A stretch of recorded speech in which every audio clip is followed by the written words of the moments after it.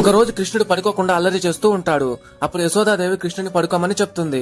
అప్పుడు కృష్ణుడు సరే అమ్మా కథ చెప్పు పడుకుంటాను అని అంటాడు. యశోదాదేవి ఏమి కథ చెప్పాలరా నీకు అంటూ కృష్ణుని ఉయ్యాలలో పడుకోబెట్టి ఉయ్యాల ఊపుతూ పూర్వం ఇక్ష్వాకు వంశంలో దశరథ మహారాజు గారు ఉండేవారు. ఆయనకి 4 కుమారులు. అంటే కృష్ణుడు కొడుతూ ఉంటాడు. పెద్ద కొడుకు రామచంద్రమూర్తి మహాధర్మాత్ముడు అని అనగానే కృష్ణుడు కళ్ళు మూస్తూ ఉంటాడు. అమ్మయ్య పడుకుంటున్నాడు అని యశోదాదేవి అనుకుంటుంది. ఆ రామచంద్రమూర్తి తండ్రిని సత్యవాక్యమునందు నిలబెట్టడం కోసం 14 సంవత్సరాల అరణ్యవాసానికి వెళ్లాడు. వనవాసానికి వెళ్లిన సీతమ్మ తల్లిని దుర్మార్గుడైన రావణాసుడు అపహరించుకుని వెళ్లాడు అనేటప్పటికీ ఆ ఉయ్యాల్లో పడుకున్న కృష్ణుడు ఒక్కసారిగా లేచి లక్ష్మణ ఇలా ధనస్సు పట్టుకుని రా అని గట్టిగా అంటాడు. అప్పుడు ఉలిక్కిపడిన యశోదాదేవి ఏమిటి వీడు ధనస్సు పట్టుకుని రమ్మంటున్నాడు అని చూస్తుంది.